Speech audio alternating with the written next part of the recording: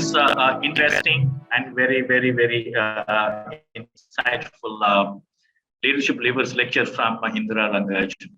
And I have, like I have posted just now, Indira Rangarajan is a creativity and innovation personified. Let me, before I formally introduce her, let me also tell you that whatever I've heard, about a lot of people from the industry and others, everyone who meets up with her and have a chat with her for 5 minutes, I think their life gets changed because she comes with amazing positivity and creativity, and that is Indira Rangarajan for you.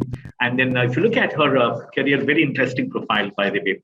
She's a biology graduate from Women's Christian College, and then she went on to do three interesting roles, take up interesting roles in creativity space, by the way, immediately after biology degree.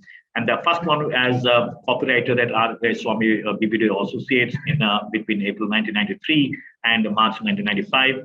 And then creative supervisor at O&M, another marquee advertising agency between May 1995 to July 1999. And that's when she has taken a, I would say, sabbatical kind of thing, and she went on to do a master's in University of Florida in mass communication, master's in mass communication. She came back and she took up a role as associate creative director at SSC and BL Lintas between August 2002 and April 2006. And since 2006 onwards, she has been with Mirchi, and whatever Mirchi's growth has been, I'm sure at least a major portion of Mirchi's growth must be accounted for or must be credited to her. And she started her career with Mirchi as AVP Creative Services in April 2006. Then she went on to become AVP Programming Head in Mumbai. And by the way, that is when she made sure, and that's what her power is, she made sure that she led Mumbai station from fourth position to number one position in AC Nielsen's radio audience measurement rankings, popularly called as RAM rankings, and she took Mumbai station from being fourth position to first position. And then she held different roles, especially as regional head, the West and Central and National Music Manager. And just before her current role, she was the EVP, National Programming Head, Second Frequencies, and National Music Manager between Jan 2016 and November 2020, where she has done phenomenal work. Just to give you an idea of what kind of work she has done, she designed and launched the Mirchi Love network of stations. And she also, broke the clutter in the celebrity shows content on the channel, and then music content and RJ influencer strategies for the network. And most importantly, very important, building YouTube and social media assets for the network. And currently, she's a national content director, digital for Mirchi. That is from November 2020 onwards. And during the, I would say, peak of pandemic is when she has taken the most creative role, I would say. But but most important thing, like I said, is that she's an amazing woman, very unassuming, but a lot of, like I said, the creativity. And every person, whoever has met her, comes back with loads of positivity, not for that day, not for that month, for the rest of life. And that's the kind of person that you'll be interacting with. Thank you so much, Indira. And just to give an idea about the kind of participants that we have participants from different programs from TSW. And what we will be doing with the permission of Indira is that we will have Indira's lecture for about maybe 45 minutes. And we request all of you to put your questions in the Q&A box, right? And then we will relay the questions to Indira, and then she can answer your queries, right? Over to you, Indira, and thank you so much. Thank you, Doctor. You've been like, I mean, what you've said is like completely, blown my mind. It's all there on the CV, but just to hear it loud was a bit. I was taken a little back by that. Thank you so much. It's really an honor, and we've interacted so many times, and you've always been so encouraging, and and it's been a great experience just interacting with you. And I'm really touched that you called me for this, and I'm always excited to talk about what I do, and I hope it's I think I can talk about radio for hours. I can talk about content for hours. I've just put together something really small, like a snapshot of what we do and how we program music on our channels. So I go straight into it, and any questions I can always take. My network is always a little up and down, so I'll turn off my camera if that's okay with you all, and then I can come back on once I'm done with the presentation. Absolutely, Indira. Go ahead, please. Absolutely. Make yourself comfortable, please. Thank you so much. Thank you so much. And I can just get a confirmation. Yes, we can see that. All right.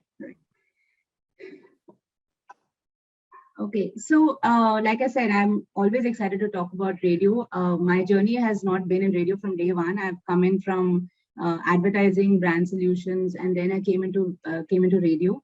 And radio in the early mid 2000s, I'm sure a lot of you would have heard, is very, very different from the radio that's today. And so many things have happened. Seismic changes in the landscape have happened. And I just wanted to take you through some of the thought processes that we use while we program.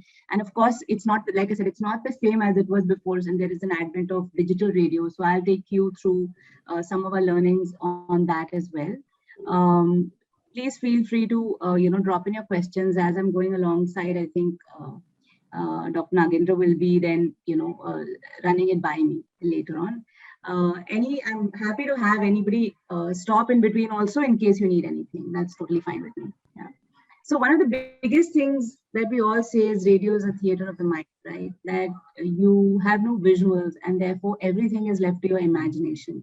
So audio, radio, and now with the advent of podcasts, it's exactly what it's meant to be. It's meant to be intimate. It's meant to be one-on-one. It's meant to be creating word pictures in your mind rather than spoon feeding you with the action. So I love this line which says, I prefer radio to TV because the pictures are better, because the pictures are all in your head, right? So how do we program for radio using music, using content is what we're going to talk about. But before I get into that, it's very important for all of us to realize that there are different types of formats in radio, right? What are those formats? All of you must have listened to radio at some point of time, or the newer generation might be completely skipping radio altogether because accessibility is really, really poor now. But all of us have listened to different types of radio. So I'll just go through some of the formats of radio and why do we need a format for radio?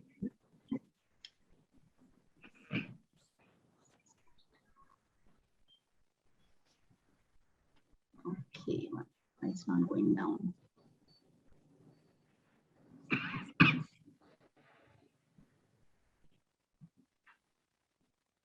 Just give me a second.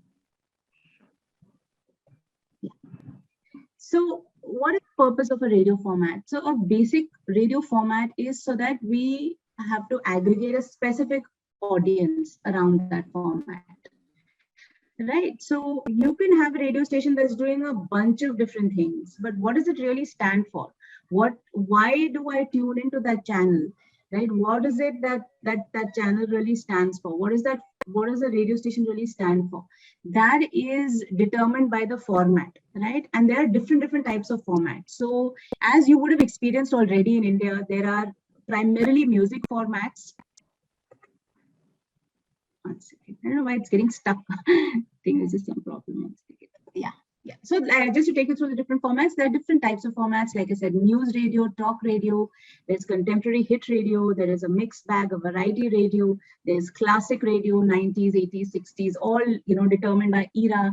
There is thematic radio, like there's a radio station only on love, which we ourselves launched sometime in the past. There's radio which is based on languages. There's a Hindi station or an English station or Marathi station or whichever language in your city. There are sports radio. There's, other formats that are very popular internationally, which is the top 40 format or the top 100 format, right? These are all primarily music, talk, sport, thematic radio formats, which are there in the traditional FM channel, which is basically what you listen to on a radio channel, or you listen to it in your car, or if you have a caravan, there is radio available. Or earlier, about before the geofication of our lives, we used to have your, regular phones used to have radio as well. So these type of formats are available, and these are very, very limited in many markets in India, right? For instance, if you look at a city like New York, it has some 140 stations, right? And in a city like Mumbai, we have about 10 stations, 12 stations maximum. So these are all limited by the number of licenses that we are given, the radio channels are given. So in India, you find that because there are not enough radio licenses, that most people start to aggregate towards the most popular formats, which is either contemporary hit radio, which is your Bollywood music or your film music, or you have classic, like a 90s station or a 80s station. We stick to the music formats in India because we don't have that much availability in terms of the licenses to do an experiment. News, we are not allowed. So because news, government doesn't allow us to do news, so therefore news and talk is very, very limited in India. It's just sort of peppered in with whatever is already playing, right? Which is primarily music. Over the years, what's also happened is that with the advent of, say, the Spotify's and the Ganas and the Savans of the world, where radio stations are no longer the only place where you can get music. You can literally get music on your phone, and you can make your own playlists, and you can you can create your own formats, etc. That has changed the way radio is being programmed in traditional FM channels as well as on the digital platform. So if I were to give you, the lay of the land, like we said, there are only 10 or 12 stations maximum in a big city in India. You can have hundreds of radio channels on Spotify or Ghana or something, right? So like I said, the radio station purely on the back of an artist, like you might notice that, you have a full Arijit Singh station or a full Badshah station. You could have it on era, and era, when I mean is the 90s, 80s, but it could also be even thinner than that. You could slice it down even further. You could base it on mood, like for instance, heartbreak station or a party station. You could do it on a specific day. You could just launch a station only for Holi, and all day long you're hearing Holi songs, right? Like festival and day. Thematic is again, music to study to, music to, for love, heartbreak, etc. And then of course the type and the genre of music that we're now seeing, which is the indies and the rock and hip hop and rap, etc. So this again is music stations. We also have other formats of stations, which could be completely talk, which could be completely therapy station. It could be a station for LGBTQA, etc. So the digital radio landscape is completely opened up on these apps that we are now able to kind of create our playlists and radio stations on. There is a difference between a playlist and a radio station. I'll come to that in a little bit. So just to give you an example, Mirchi itself, it has multiple stations, right? They have on Ghana. If you go to Ghana, what you don't get on the traditional FM channel, which is your Mirchi 98.3, you will get it on Ghana. For instance, you have a channel which is only on films, which is Filmy Mirchi Radio. You have a Punjabi Mirchi, which means anytime you tune into the channel, you get Punjabi songs, right? You can listen to the Marathi station, a pure Marathi station, which we could not launch in Mumbai. You have it on Ghana right now, right? And you have a party station, right? And you have Tamil hits and Telugu hits, etc., etc. So this is what the new landscape has really done for us, which is what we were bound by earlier, that we had to program to the masses and program to the lowest common denominator, which is primarily mainstream Bollywood content. Now we can actually go down and slice it and dice it and do very interesting programming content and music content for niche audiences or audiences that are looking for something very, very specific. Okay. So for instance, we do have a channel called Toota Dil, which is basically a heartbreak station. So anytime you've had a breakup, or you're feeling a little like in the mood to remember your old girlfriend or boyfriend, and you can tune into this channel and it'll give you the right sort of like soundscape behind, with all the mush, etc. We also have a channel called Mirchi Indies. this is not to say that this is not a plug for Mirchi, but I'm just trying to explain to you using this as an example that you can create different kinds of radio channels. Had there been an option of having this on FM, then you could have had all this variety as well. So a common question we would keep getting asked all the time is, why are these channels playing the same Bollywood songs all day long? The reason for that is that we don't have enough licenses. We have to go for the biggest pie because of the restriction of the number of licenses. Now on digital, what we are kind of bookended by is music label and royalties. But other than that, on Ghana, we are able to create these very specific genres of music content, right? So that's the change that has happened over the years. So please do feel free if you ever have a chance to go and tune into any of these. These are all curated for you for a lean back listening experience, right? You can listen and it's got RJs there, it's got content there, it's got everything. It's just like a regular radio, except that it's on your phone now, right? Okay. So I just thought I'll do a very small little kind of rewind on, music consumption in India and how does it really affect programming, right? How does it affect programming? What is very unique about India and its music consumption is that in India, we don't listen to music. We've grown up watching music. For us, film music was the biggest and the most important source of music, right? There's folk, of course, in smaller circles. I mean, you might have, your family listening to certain types of maybe devotional music, etc. But primarily, all of India has grown up on film music. And film music is always visual. It is always part of a larger story. It all was, it had actors in it. It had, the situations in it, etc., etc. So we've all grown up watching. So if you look at it in the international market, you have a lot of songs that don't have videos. They're actually, those albums just break without any videos. You might find that there are 3 or 4 or, videos that are there for a particular artist. But in India, without video, it literally doesn't work because we've not grown up listening to just songs. We've always watched songs.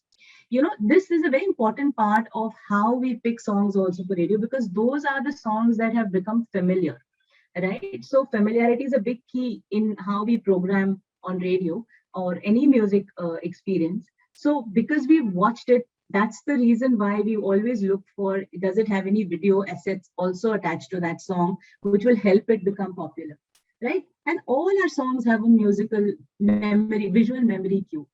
Any song that you remember, which you really love, you will always remember the situation that you heard it in.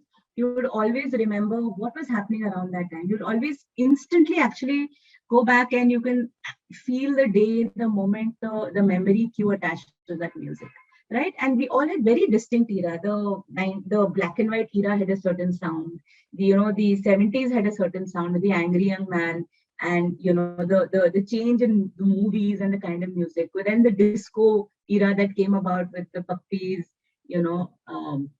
Lahiri, etc. And then of course the Ashiki, the Kamat Se Kamat Tak, and that era with the Nadeem Shravan era. So for us, you can actually literally, when you look at our music soundscape, you can pinpoint the times things have changed, and they're all very cyclical. Like you will go into deep romance for a few years, and then you will be sick of it, and then you will come into this very dancey, very peppy, very energetic kind of phase. Then again, it'll go back into romance. So this cyclical phase continues, and it's very, very led by film music. And this is across genres and across languages in India, right?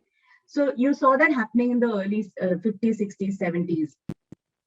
And then you came to the 90s and the 2000s, and you found that a lot of the films were all musicals, in the sense that literally you have the hero and the heroine dancing, singing, family, everyone together, large scale musical formats. And average length of a song used to be 6 to 7 minutes. I mean, Hum Aapke Hain Kaun and all of that genre of songs were literally like one Sangeet from beginning to end. There were so many songs, Then of course Devdas, and with the advent of movies like Dil Chahta Hai, then you got a very different, very urban sort of sound also in your music, right? So like I said, there's been a transition, and with every era you see so many changes in the way we've liked and with the way we've grown up on that music. And playback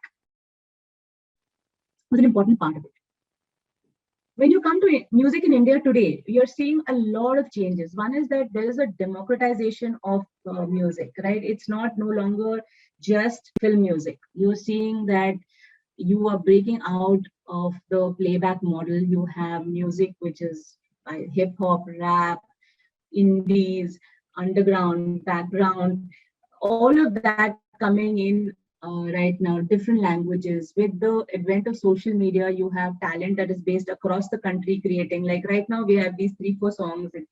I'm sure if you're on Instagram, you'll know Kacha Badam, that song that's that little book which is becoming very popular, which will soon make it into a film song. Because it's actually the reverse, that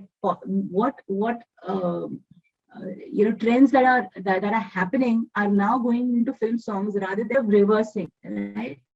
You also have you have short songs. Literally now, when we get songs from movies and labels and all that, they're all about 2 minutes, because it's also kind of going towards the flow of how people have less attention spans. Nobody has time for long intros and then a mantra, then a mukra, then again, they're all getting straight to the hook line. And that's the 60-second, 30-second hook line that can work on Instagram, is how they're even programming their music, right? All of this has an impact on how we program content. I just wanted to give you a little bit of a background. I'm sure all of you pretty much relate to it. You know it, you're seeing it as it happens in your life. Right. So, for example, Geraya as an album is something that is not created specifically for the film, because there's nobody singing anything there. They have just picked songs which were already there by independent artists and created their album. Right. So there's nobody actually voicing any of the songs. Neither did they do it in Gully Boy. Of course, the rap part of it was. So all of this is really changing.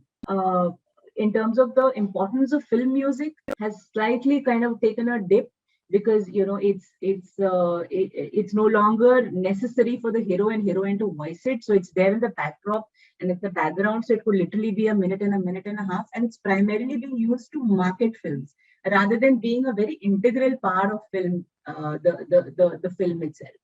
Right. So this is the basic landscape. Now you're seeing an advent further of independent song artists. You must have heard Pratik Kuhad, all these bands that are coming in. They're fueled by their very, very strong community and fan clubs. They're primarily in the digital ecosystem. They're doing a lot of work in the college circuit. And many of them are yet to make it mainstream, right? So this is what's like kind of bubbling under, in the music landscape right now. Okay, so imagine, this is just the way music is, and we've kind of taken you, I've kind of taken you through the different formats, right, of music, whether it's talk radio or music formats, etc. So I thought it would be interesting, instead of me telling you, what we do, but you kind of in your head, or maybe in a piece of paper, as we are going through this, create your own radio station, and then maybe we can just talk about it at the end of the lecture. You could kind of take me through what you've thought of. Right. So if everybody could just kind of take a piece of pen and paper and then look at the music scape that we have and kind of decide which area do you want to really kind of focus on, right? And if you go step by step, we'll realize you've actually created a little station of your own. Yeah.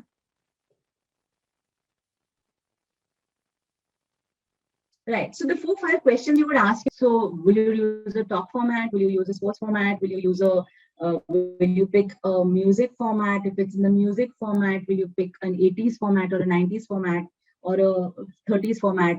Or you would pick something which is brand new indies, right? You would choose that, obviously. I mean, right now we're doing a piece of pen and paper, but we're just doing the back of the envelope kind of thing. But if you were to really launch something, you would have to do a proper market analysis and see where are the gaps in this, and what exactly will you, which is the largest audience which you can cater to. Because when you're creating a station, it's broadcast. So it has to have a broad base primarily for you to, target. So supposing I say I'm going to pick, say, a 50s channel, and you realize somebody who enjoys 50s and 60s music would be in their 50s and 60s right now. So from an advertiser standpoint, they might not be as exciting for advertisers, right? So therefore, you might end up picking up, say, a younger bandwidth of music, right? So all of these will decide, how you choose your format. Right? Like who will you target? You might say, okay, let me create a radio station just for college campus. It's just called campus, and I'm going to play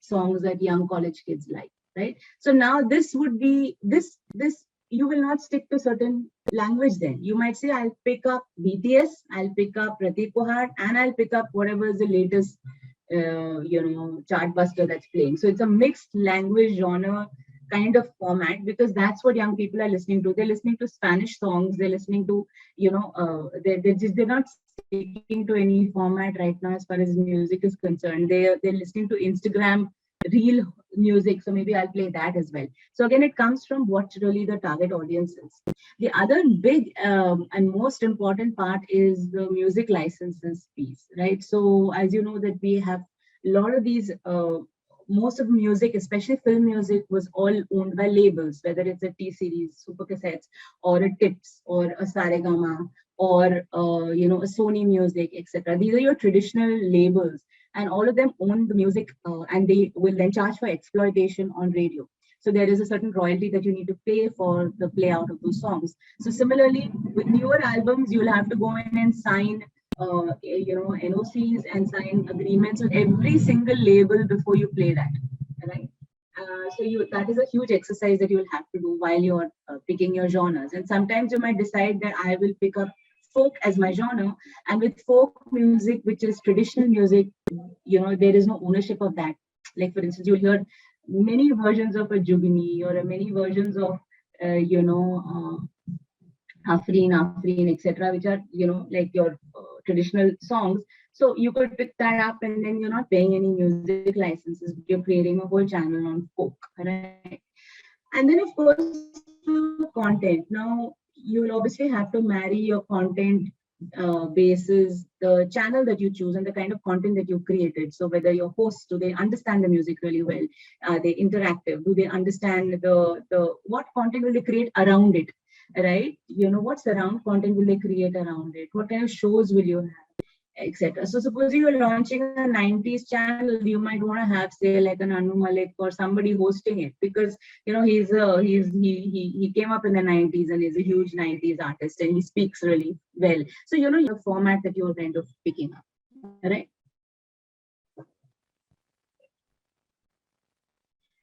Just to give you a little bit of a view on how songs really work on the radio channel. Like, just think of your favorite song. Just think of what is coming to your mind right now. When did you first hear that song in your head? When did you first hear it? What were you doing when that song, when you heard that song, right? What was the day like, right? How long ago was it? How many times did you listen to it the first time you heard it? Right? Do you like it still? Right? So for each song, we kind of go through this depending on the audience, right? So supposing it's a brand new song, and this is basically it's called mood mapping, and it's also called it's basically the psychology of music programming, is that when you have a new song that you've just heard and you love it, right? You will want to hear it multiple times. You will literally say it's on a loop. On Instagram, we keep sharing that, say, hey, this song is on a loop for me. So, you have a song on a loop. Why is it on a loop? It's like the first love, right? You just can't have enough of it. You want to hear it over and over and over and over again. And it kind of just embeds in your head, in your entire body, that this song is my song. If it is a romantic song, it could be with somebody and it's your song, right? Over a period of time, that song starts to become familiar. In the sense, it's like your friend. Now it's not like your crush. It's like a friend. If you feel good when you hear it, but it's not like you want to live with that friend 24/7, right? You're not in love with that song anymore. You're kind of just at a distance, and you give it a little bit more time. You might forget about that song because you have other things going on in your life. You've moved on, you have presentations, you have all of that going on. But all of a sudden you hear it and then you're like, oh, wow, you know what? This is a song I really liked when I was dating this girl or boy. Or this is a song I remember I heard when I first just before going into his presentation, and it revved me up. So you start to create these stories around each of these songs, right? And they can be different for different people, but this is typically how music plays out in your head, right? So therefore, when we are programming content, we look at the recency of the song and the number of times it plays out is as a first crush. Like the most, it's like you, I can't live without you kind of phase. And then you go into the familiarity phase, and then you go into once in a while when it comes up, it creates, a nice memory. Now, if you wear out the first phase, in the sense, if you overdo the crush part, right, where you're going to be incessantly listening to the song, you're going to start hating it, right? So that's when you need to know when to reduce the rotations of the song, right? That's what the programmer has to say. Okay, listen, I've played, whatever was the latest, Dube Dube. I mean, Dube Dube is coming out of everyone's ears right now, right? It'll come to a point when you can't bear that song because you've heard it so many times. So you'll have to rest that song, and then you'll have to wait a little while, let it go under, and then bring it back. So this is what we call as the way we kind of use the rotations of the song, and how we kind of play with the emotions of that song, and how we bring that song back. So this is what you will also do when you are starting to pick your music library, right? You will pick many songs that are slightly older, which most people have some memory cues of. You will pick some songs which that, hey, in any party people will be familiar with this and they love to dance. You will pick some brand new songs where you will feel like, oh, I'm going to be able to. Hello. Yeah. Indira, no problem. Please carry on. All right. Okay. So some songs, and you will pick some songs where you know that they're instant hits and they're going to immediately resonate with you. And then if you play too many times after that, you're going to lose people, right? So this is something that we program, and this can be actually done very, very interestingly and very cleverly by the programmers in the channel, right? Right. So, like I said, you when you're creating a channel, you know that it's broadcast versus narrowcast. When I said broadcast versus narrowcast, it's not a playlist. A playlist is something you might already have right now on your music app, whichever one you're using. You might have a Spotify playlist of your favorite artists, and it anyway, because of the algorithm, it's going to keep giving you more of what you want, and you might just create a playlist of different artists and different modes, etc. Broadcast is when your the audience that you're playing out to, you have no idea who they are. In the sense, you broadly know that they are, say, from 35 to 45. They listen to your station in the car. Mostly men, about 25.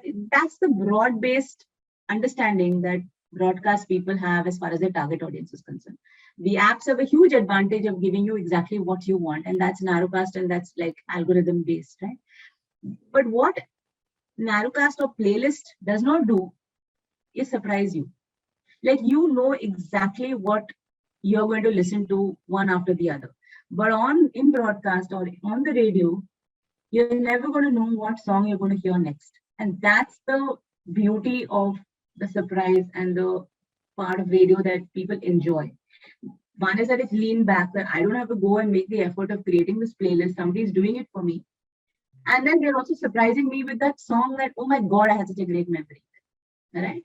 So that's why broadcast is a little difficult to program to, and with very little information. And our whole thing is always about how do you attract a larger audience, simply because it's not very specific to a single individual's taste, right? I cannot cater to an A.R. Rahman lover only on my channel. I'll have to create, I'll have to cater to a basic Bollywood lover who likes Bollywood music. That's it. That's as broad as that. And what are the most important things that you use to create a playlist? Like I said, that you have to have it wide enough and short and small enough. So wide enough so that there's variety, but short enough so that you have enough hits that you can keep playing. If it's too wide, somebody who's wanting to listen to a hit song will never get it because it's just too wide. You never know when it's going to come. And for somebody if it's very narrow, then you'll keep hearing the same song over and over and over again, right? So these are the 3-4 metrics that we use. Right. So, like I said, I already mentioned, you create the library, you have music rights that you have to get. And what we also do something as pre-testing music, right? We have 3 or 4 different formats in which we test. It's called auditorium music test or digital music test.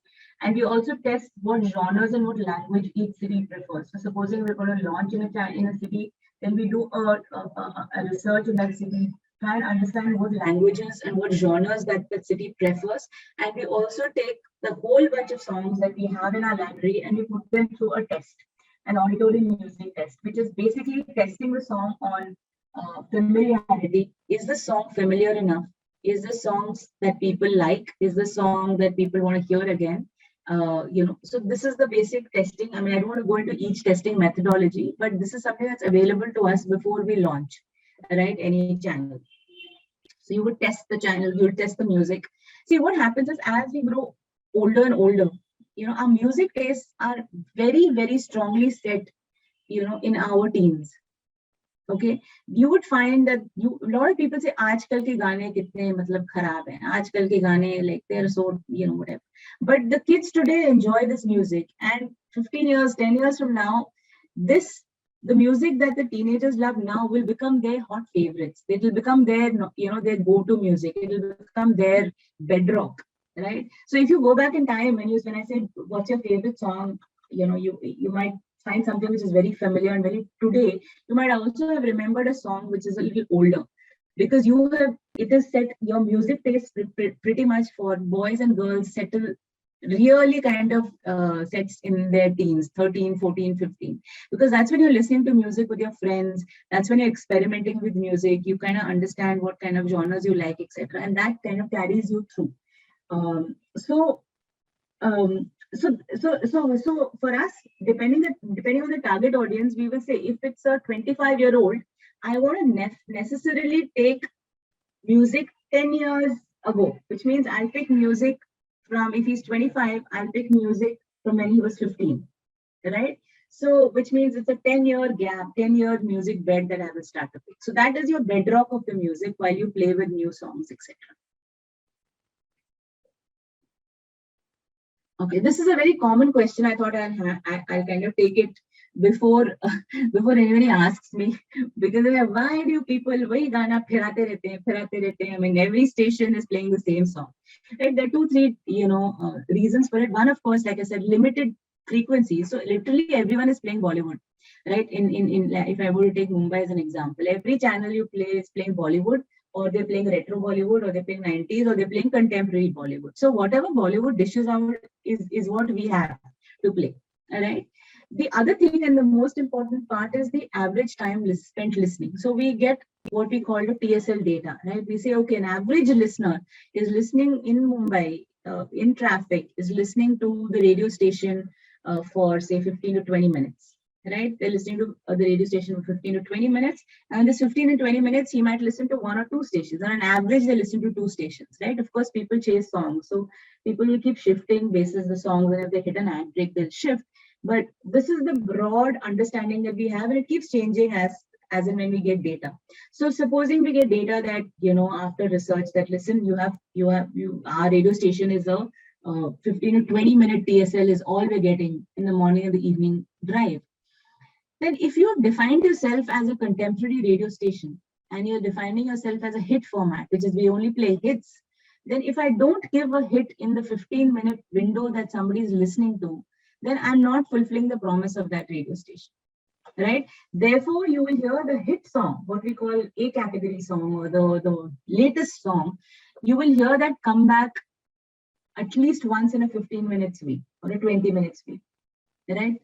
So for us, everything is in an hour, an hour clock. So you will find that there'll be few songs, which are 3 or 4 songs, which are the absolute hits. Those will get repeated every 15 to 20 minutes, simply because we're taking the average time spent listening of a listener is 15 minutes, right? So at least in that 15 minutes, he should get the hit song of the day. He should get the hit song of that month. So that is what happens, right? And slowly after a few days, when that song kind of peaks, then we reduce the rotation of the song. We bring it down to say, once in an hour, then we bring it out to once, every 2 hours. So the song kind of goes through that peak and then lowering in its rotation. So therefore, you will find at a time when there is a hit song or a huge like a Ae Dil Hai Mushkil, and those albums that really did very well, or Ashiki, or even now like Padmavat, songs that you're all very familiar with. When they're peaking, you'll find they're constantly playing on every channel. Like literally in every 15 minutes, you'll hear that song. That's because we are not taking you as we're taking the average time that somebody is spending on the channel, right? Okay. So music programming is not just art. It's not like I just sit, I'm just going to throw some songs at you and the RJ comes with a bunch of like CDs and decides, okay, let me just play this today and plays whatever. It's actually a science and an art together, right? Like I said, the psychology of music programming is important because you want to know how that song is doing. Is it peaking? Is it kind of tapering off? Is there some other surround sound around it, etc. And then there is a science. Literally every hour and every minute in a radio station is run by a clock, right? So you have every song which is divided into categories, and every a minute is actually programmed. So I can today, if I know that you are a retro lover and you love Mohammed Rafi, and if I knew that I knew that audience really well, I will program the entire day in a way that I can take you to from a mellow mood to a high to a low to a party, etc., in a single day, in a single hour, in a single half-hour sweep. Right? So I'll show you what an example of a clock looks like. And every hour's energy can be mapped. Right? Like I said, new break music, when it breaks also, we use a psychological readiness. It's like this, when you are, when you are in the beginning of the week, you're not really in a mood to experiment much because you have a whole week in front of you, right? You are stressed about your job, you are worried about your exam. At that time, if I play something new to you, you are not in a mood to receive that, right? So you will find very often, and we do that we do not break new unfamiliar songs on Monday, Tuesday, Wednesday. We'll pick a Friday or a Saturday to break a new song. Simply because even when you're thinking of cuisine, right? You go out on weekends and you experiment with cuisine on a weekend, but Monday to Friday, you're like, dude, give me my dal roti or give me my, if you're a South Indian, curd rice, so that, I don't want to deal with some new changes, etc. Right? I just want to have something very familiar. So that psychological readiness is also what we look at. And of course, when a situation happens like a Lata Didi passes away, Papida passes away, sudden change in weather, sudden change in mood, I can throw all the rules to the window. I can break all my rules. I can say I have never played contemporary. I'm a contemporary hit radio station, but today I'm going to play Lata all day because I'm trying to capture the mood of the station. That's what is a very live and a very like instant kind of high that you get when you're programming music for a radio channel, because you can do all of this and yet be able to deliver a certain mood to the audience day in and day out. Right? So that's what curation is, and that's what we do as curators, right? We give you repetition of your favorite song. We make sure that song is really familiar for you so that you can hum along with it. And then we surprise you with a song that you never thought you would hear. Right? And that's the magic of programming and curation. And we do that even on our radio channels on Ghana, etc. What you don't get in a playlist is that the playlist, end to end, what are the songs available? This is what we give you, right? That's the power of curation, right?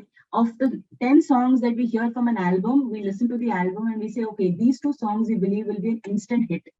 These 2 songs will take a little time, so we need to play it out a little longer. These 2 songs we can play at high rotate right now, but later on we'll have to bring down the rotation. So this is the art and the science of managing playlists. Right?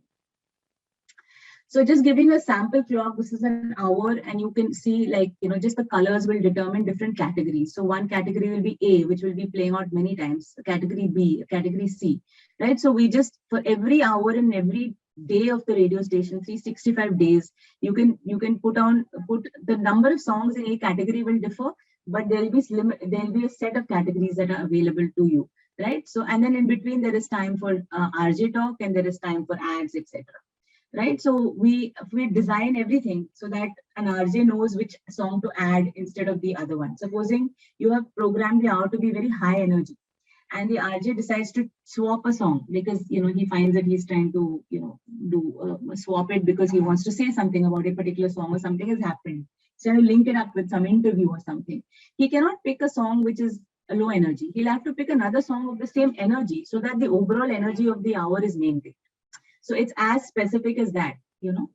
And of course, what we call is a sandwich model. Like at any point of time between two songs, you need something that tells you which station you're listening to, right? So that those are all called interstitials. So basically, I'm just giving you an example of a clock. All of this is managed by a software called radio computing software, which all of us learn. And, it's like our window to programming content for the rest of the world.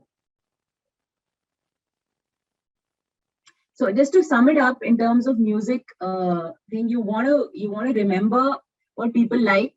You want to repeat something that they really enjoy, but you want to surprise them as well. Whenever you feel, so that you don't make it boring when you're listening to the radio. That's the one thing that you'll find, that you're not going to ever get bored. You might hate that song, but you'll never get bored because you'll always hear something new and something different each time. Yeah. So that's pretty much it. I just thought overall I'll just take you through a very basic sort of run through on how we program for music. I hope it was helpful. I hope it was not too basic. And if there's any questions, you're most welcome to ask. Thank you, Indira. There are quite a few questions. Some questions in the Q&A, and quite a few questions in the chat box. The chat box as well. And with your permission, I'll just take one by one. Is it okay, Indira? Yeah, sure. Great. So this is the question from Nikhil Jain. Thank you, Nikhil. And his question is: Bose has launched a new option where the radio can select the song automatically based on your mood. Can you tell us how it is done? Because most of the time they are precise as reading your mind. Thank you, Nikhil. Sorry, who? I didn't hear the first bit of it. Yeah, his name is Nikhil Jain. Can I read? Could you make out the question, or shall I read out? If you can repeat that, because I missed one small bit in the beginning. Okay. I'll just read out. Yeah. Bose has launched a new option where the radio can select the song automatically based on your mood. Can you tell us how is it done? Because most of the time they are precise as reading your mind. So I honestly, I'm not so sure. I wouldn't know what, is it on an app? Because I'm not very familiar with this. So if it's an app-based thing, then obviously they have your data, right? And if they're probably reading stuff. But since I don't know much about it, I don't want to hazard a guess on that. Let me just come back to you on it. Maybe I'll just message Dr. Chaudhary later, and once I've done some research on it. So I'm not very familiar with that piece. Thank you, Nikhil, and thank you, Indira. Maybe once I get it from ma'am, I'll definitely pass it on to you, Nikhil. Yeah. Now, this is not a question, but then I think it's a more of a very polite request from Amit Kumar. Hi, any way to meet ma'am whenever visiting to Gurgaon or Delhi? I think, and he's referring to make sure that he wants to get all the positivity from you. That's what it is. Thank you, Amit.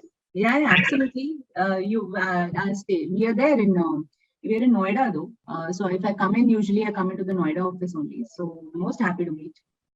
Thank you. If you're in Bombay, please drop into the office, or reach out anytime. Thank you so much, Indira. So this is the question from Samtu Sadikan. And his question is, how much impact of radio on digital marketing and branding as compared to any other sources of doing marketing? And according to you, is radio branding much more impactful than impactful in the healthcare sector? So, the medium itself is a very soft medium, in the sense that it's not, because the medium is a little background. You do other things along with listening to the radio, whether it's on your mobile, you're not just doing that. So what happens is the messaging that comes in is also a little soft. So usually the messaging that works for on radio is last mile, in the sense I'm shopping and then I hear something, then I know that I'm already driving. So it's almost always last mile push. It's brand building. Usually we don't do. It's always supporting another larger campaign for brand building. So So as far as healthcare is concerned, yes, what radio does apart from the ads is when you have influencers or the hosts who have a certain credibility and who build certain credibility over the years. If they do say interviews of say doctors or a certain kind of healthcare product, then if the product of course is worthy of it, and then there's a very honest chat on the radio, then people consume that and have start to form a certain opinion. So radio can be used in different ways, not just with the ads, but a lot of integrations that can be offered by the RJs themselves, and those are mostly in the form of conversations. It's like a friend recommending something to you, instead of somebody selling something to you. So very often you will find that an interview is a softer way of selling, rather than please go buy this product. It's almost a longer conversation piece that helps you build a certain impression and helps you sell better. So yes, you can use it. It just depends on which phase, of selling we are in. Thank you so much, Indira, and then hope Sadhukan, you could have your answer of that interesting question. Now, this is a question from Aniruddha Thakur. His question is: would it be smarter to have a live podcast station rather than block a channel frequency with FM? You're talking about currently in traditional FM, like what is currently running? Might be. I know Aniruddha can expand. Yeah. So podcasts, of course, are great. I mean, this is like completely blowing up right now. Audio is really coming back in a big way.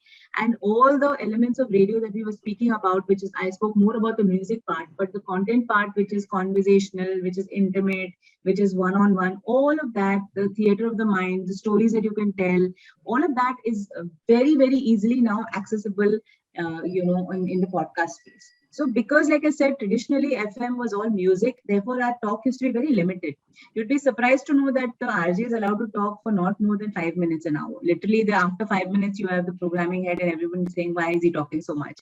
But because of the ads and everything, it seems like a very noisy place. But right now, and we never had the opportunity to do long conversations. I mean, there was a channel called Meow, I think a few years ago, which was based on talk. Now, internationally, talk radio is huge, where there are long conversations that happen. And India, unfortunately, we've not had, because we didn't have the variety to offer right from the beginning, we've not created audiences. But today on Spotify or Ghana or wherever you can host your own podcast, you can have that long conversation, you can have those chats. So there is no need for us to do what, take that podcast and put it on air necessarily, because it might not appeal to everybody, because podcasts are very, very specific and very, very deep dive into certain topics which might not fit the broadcast model. It might not be everybody's cup of tea, and we don't need to do that. Thank you, Indira. So this is another question from Yogesh Kumar. How and what approach you take to understand the sentiment of any song? How do you gauge the longevity or memory of any song which is in the mind of any individual? In other words, sentiment of people keep on changing in large and difficult to track or record. If you can explain the technique which is being used in radio industry. Thank you, Yogesh. Very deep question. Yeah, very interesting question, and you're very correct that it's very important for programmers or curators to understand the larger perspective and the larger thing. It's not just about a song, it's what's happening in the country. Like we noticed in the pandemic, during the pandemic, devotional 90s and retro really did well. You saw that even on television, right? Mahabharata came back with a bang, because there's so much uncertainty, so much trauma everybody was going through. Everybody reverted to what felt good. What felt good? Whether the 90s and the 80s were really a wonderful time, we don't know, because there were stripes there. But it felt good. It felt like, it was a cleaner time. It was a softer time. It was a better time. We had time with family. We were not so stressed. So yes, we must look at the larger story that is emerging from the environment, right? And we immediately shifted programming. If you had listened to our channel during the times of COVID, we were a lot of 90s songs we played. We played a lot of retro songs, because it was about anchoring yourself in the goodness of a time gone by, which made you feel good. So Yes, it's very important. And therefore, while we can't program to individuals, we get a sense of the trend, right? Like we get a sense of what's happening. For instance, there was a whole phase, I don't know if you remember a few years ago, where everything was daru and, vodka and daru and CT. And, it was just that environment of Yo-Yo Honey Singh, etc. After a point when we were playing, because we are not, see, a radio channel is not going to suddenly become, it's not about good music. It's about familiar music. It's about popular music. Good music is what's on my phone, like my personal, but radio has to play to the lowest common denominator in that sense. So, but we did get feedback from a lot of women. We started getting feedback, a lot of, like just conversations that what's this daru and this, ladki ki whatever skirt, ye wo. It's not really, it's not something we want to go in that direction. So we had to take a call. Do you want to be sanctimonious? Do you want to take it off the playlist? Do you want to say, hey, listen, this is what people are consuming, so be it. If people are listening to it and liking it, we want to play it. So that's the conversation that we have very often. And it happens on certain songs and it happens in certain moods. And this is something that we do as an exercise. What's the mood today? What's the mood of the stage? Like just before the monsoon, there is a certain mood, that in Mumbai that builds up. So we want to, when the first rain breaks and the first time it rains, we want to immediately latch onto that and create the entire soundscape.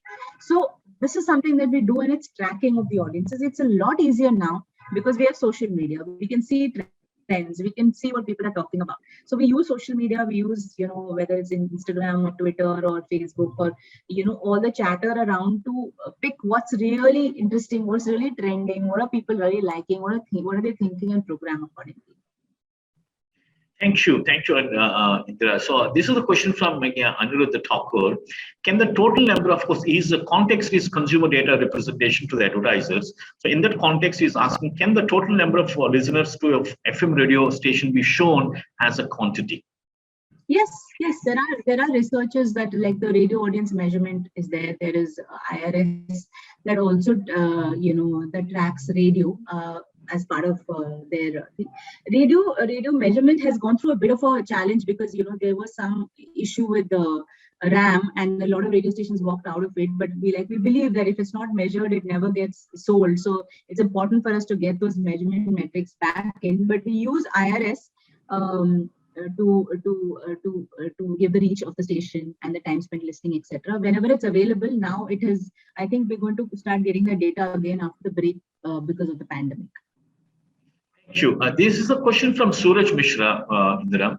His question is, how relevant is radio and radio marketing in an era of Spotify or Apple Music, where users can listen and listen ad-free? Radio marketing is also through ads, but users tend to skip channels during the ads, like you just mentioned. So how to create an impact without losing the user time? Thank you, Suraj. Yes, no, I completely agree. It's a huge challenge because, yes, you can listen to content, but ultimately what happens is that people find ads also informative, and interesting. Like I remember when we were little earlier, before the advent of Spotify, etc., that people who would be at home, homemakers would listen to the radio all day, but be very excited to know वहाँ पे traffic बहुत ज़्यादा है, because they're getting this window into a world which they're not really out there, right? So of course things have changed, and there's no doubt that the ads and the whole radio ecosystem is very, is something a little anachronistic, today, because people can just skip ads when they're watching shows on Netflix. I mean, intros, they just skip, they go into ad-free modes, etc. But it's if the habit has been built, and a certain host is somebody that that you can go to for interesting conversations, you put up with the ads. And ads have to get better, they have to get more interesting, they have to stop being so noisy and terrible, because we don't spend enough time on radio ads. Just like we spend time on programming, radio is like the last mile. Nobody cares ki kuch bhi, matlab, just make some 30-second spot and have somebody like screaming in it and then just chuck it into the thing. So that's an issue also with the quality of the ads that are there. Otherwise ads can be extremely interesting. We watch some, like the Nike ad, and there are so many ads that we watch as entertainment pieces. As long as the ads are entertaining, people will listen to it. It's the entire thing has to kind of fall into place. This is an interesting question from Ashish Moitra, a very typical, I think, academic quote unquote question kind of thing. His question is radio once in the it was in the decline phase. That he's referring to PLC, that's product life cycle, repositioned at US and again repositioned India through Mirchi private channel. So if you relate the same at present after pandemic, in which phase do you think the radio is in? Is it in growth or maturity? Okay, so like I said, if I were to move out from the platform and look at it as brand, right? Now Mirchi is a brand. Now Mirchi, we've said we've actually dropped radio from Mirchi. So Mirchi stands for entertainment anywhere, right? So therefore now you'll get the same music curation on your phone as well. You'll get it in a traditional FM model. You will get it on YouTube with our shorts, etc. So for a client, you are able to offer them all of these aggregate audiences, not restricted to only radio. I think all radio brands, I'm not talking about radio per se as the medium, all radio brands have to kind of evolve and move with the times. And they can't say, I'm only going to be on traditional, FM frequency. I cannot do that anymore because that's not relevant. So therefore we will never look at it as a medium, but we look at it as the entire brand being available in different platforms. Available on Facebook, we're available on YouTube, we're available in different ways, different formats on all of these channels. So therefore, we are actually, if you look at it in the digital space, we are growing. We're in the we're just going to launch an app where you're going to get all of our content on it.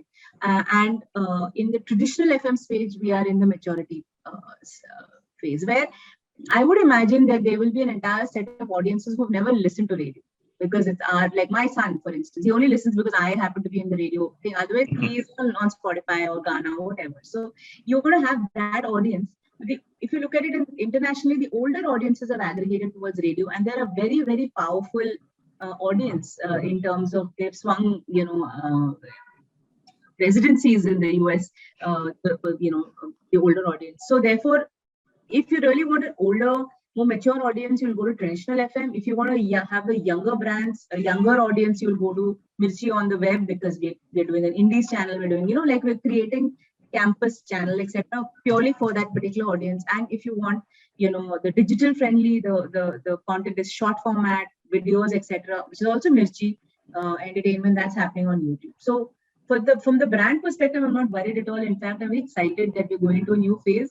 But from a medium perspective, yes, you will find that the medium will attract a certain type of audience, and there is an advertiser for that. Thank you. Very interesting. Next, we'll take next two questions, Indira, with your permission. I think we've already overshot your time, but with your permission, I'll just take two more questions. So this is a question from Sudeep Sharma, and his question is, can you please explain a little bit more about sandwich model with examples? Thank you, Sudeep. Yes. I briefly kind of touched upon it. So now, supposing you're listening to a channel, or whether it's on Ghana or whatever, and so let's just look at a traditional FM model where you're in the car and you're jumping from station to station and you're listening. Oh, you found a beautiful song. You love this song. You stuck around with that song. The song is about 5 minutes, 3 minutes, 4 minutes, right? And if this song moves from that song to another song, right, you will not know which channel you're in. Therefore, between every song, you have a interstitial or a bumper or a liner that we call it a bumper called Mirchi Sunne Wale Always Khush or 98.3 or a 98.3 Radio Mirchi. So that is it's between two songs, you're sandwiching a frequency. Therefore, at any point of time, every 4 minutes or 3 minutes, you will find that interstitial between two songs. You will also find it between an ad. Supposing you go and land yourself in a time where you're talking to a friend and you happen to be on an ad break, right? If I go from the ad break directly into a song, I don't know which channel I'm on. So therefore, the two ad breaks are also sandwiched by Mirchi stationality.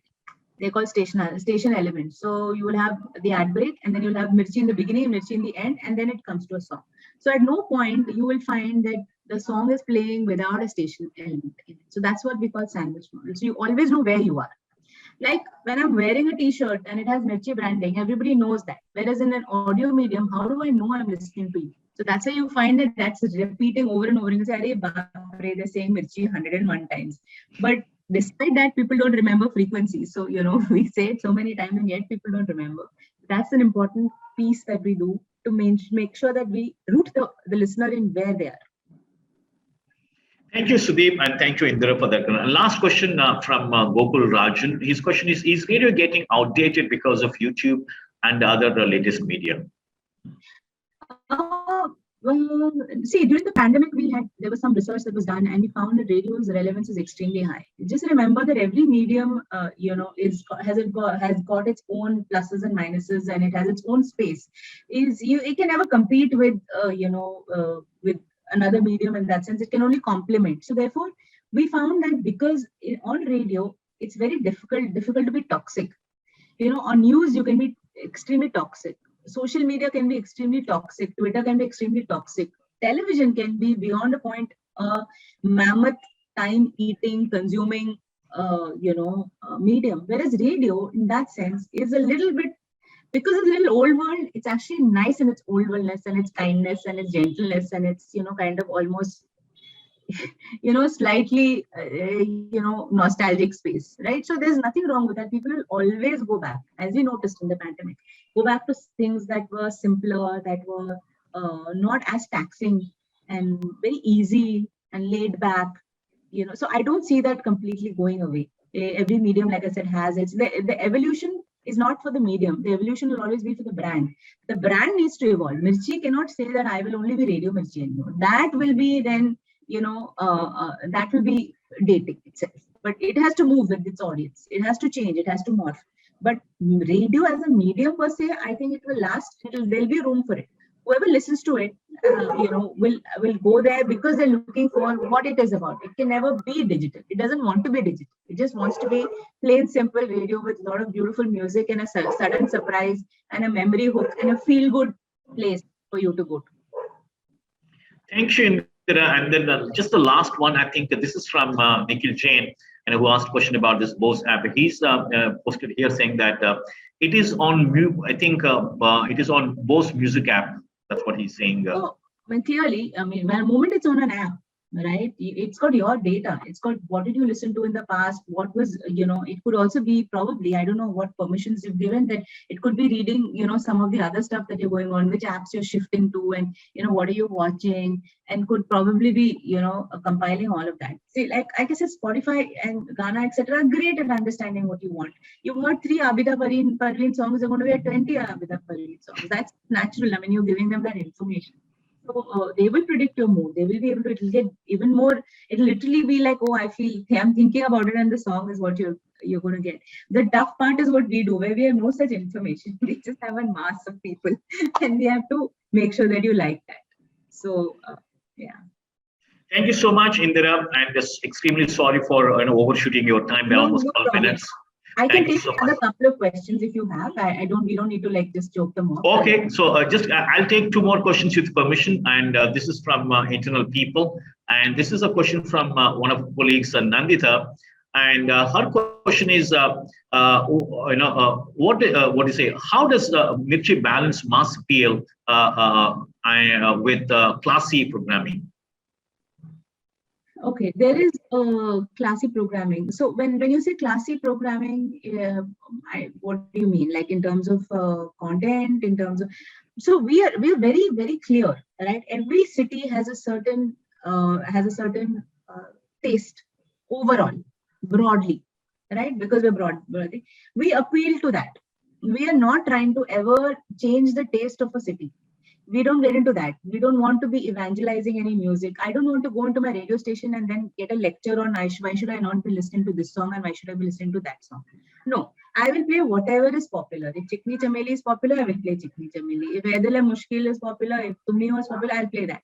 So therefore, for the radio channel, there is no such thing as classy programming. It is programming for that city, right? Whereas content, can I stay away from demeaning people? Can I stay away from, making fun? Like punching down at people? Can I use content and educate them on something? Can I have interesting conversations? Yes. So therefore, the non-music part of it is where we have liberty to do something, where we're changing the mood, or we are creating a certain, point of view. Like we speak a lot about LGBTQA. We are progressive in terms of our content. We do not shy away from talking about sticky topics as long as it's not political, because we're not allowed news or politics. We will always be in the mainstream of that, like, in terms of content. So, but in terms of music, we are very, very sure we want to just cater to what people like, because you and I, when we get into different moods, we want, we're tired or fatigued. When you listen, I just want to be entertained. I want to have a good time. So that's the focus as far as the music, or I want to be humming along with it, or I want to go into a space where, wow, this made me feel good. So that's the focus as far as that is concerned. But while I'm feeling good, can I change your perspective on how women should be treated? Can I change your perspective on, whether, we should, employers should be more kind to employees during the pandemic? Can I change your opinion on some archaic rules about certain things? Yes, that I'll keep trying. And our RJs always kind of push the envelope when it comes to that. And this is a question from Bala Arts, right? And her question is, hello, ma'am, what did you do differently during the challenges of competition in the industry? Specifically to Mirchi, see, we are extremely competitive. As you know, the Times Group. I mean, I don't think you can ever get away from competition. You can never be like laid back. So a lot of research keeps coming out. There's a lot of data that comes out, and you're constantly trying to stay one ahead of what other people are doing, etc. But beyond that, there are some basics that we don't want to let go of. And keeping that basics in place. Whatever challenges each like era or whatever gives us, we are kind of dealing with that. Our conversations are always about, it's not looking back, but to actually be setting new trends. For instance, we were the first people to launch celebrity shows which work on both radio as well as on YouTube. So really, if you want to listen to a Kareena Kapoor, What Women Want content on radio, you listen to it. But hey, listen, I don't listen to radio, but I like to watch it. I can find it on YouTube. So, marrying two mediums, having the same content piece available in different places in different ways. So that is something that we are always looking out for. So we're not looking behind what is Red FM doing and what is Big FM doing. Let them do whatever they want. We do what we think we can keep pushing in terms of our own, what we've done in the past, to keep moving forward on that. And this is a question from one of colleagues, Rohit Iyer, Indira, and his question is, how does Mirchi balance regional music with national and international music, chartbusters? Largely through the, I think, regional challenge. I mean, each of the station. I mean, each of the state. Right. So we don't have to do that. We have to just play, like, supposing you go to Chennai and you listen to Mirchi in Chennai, it'll be a Tamil radio station. It's not trying to balance anything. It's just catering to the audience there. Okay. Of course, we've had times when we played like that song with Anirudh, which was a really Kolavaridi. Kolavaridi. Exactly. We played that Kolavaridi because it viraled out, and it didn't matter which language it was. For instance, we played the Lohani song, which was that Manege Mage Hite, the Sinhali song. Because it became really huge, right? So if something virals out and becomes really big, then language kind of loses its relevance, and it's all about how good that song is. But if you go to Bangalore, we have two channels there. You have a Hindi channel and we have a Kannada channel. So you can choose whichever language you want to listen to. Wherever we have ability to do frequencies, we have that. Wherever we don't, then the main language of that city is what we are doing. But we're seeing that complete kind of break, blurring of lines as far as language is concerned. Like with Pushpa, the Shivali song or that Ante Mama, whatever, it's playing everywhere now, in whichever language, So, yeah. I think they also understood the importance that they've started releasing the same song in different languages. They do, exactly. You have various language versions. Yeah, absolutely. Every language has that this thing. So you will see a lot of that because the South movies are so huge now, and they're like really becoming very popular. So they're going to see a lot of this crossover language-wise and also internationally. Like exactly. Growing up with BTS and like growing up with Korean music and Spanish music, you might see that happening in the future as well. I think that's all that we have questions for Indira, and on behalf of all of us at TPL and TSW and all of our institutions partners also, Indira, thank you so much for your time, especially on a Saturday. And I'm sure we would love to keep this dialogue on for the years to come. And once again, thanks to Thank you so much especially for for having taking me. time. I really hope it was useful and wasn't too basic. It was. I'm sure, we'll be in touch, and then we'll keep this dialogue going on. And once again, thank you so much, and have a wonderful evening. And we'll continue to keep listening to Mirchi for sure. Yes, please do. Please go on to Ghana. And when we're going to be launching our app, I just give you a quick heads up about an app where we're working on a lot of audio content, audio stories, original audio stories, which is going to come out very soon, maybe in the month of March. So you're going to be excited about having Mirchi on your phone. Thanks. Absolutely. Yeah. Thank you so much. Have a good evening. Thank you so much. Thank you all. Thank you all. Thank you, Abhirichi, Nandita, and Rohit. Thank you.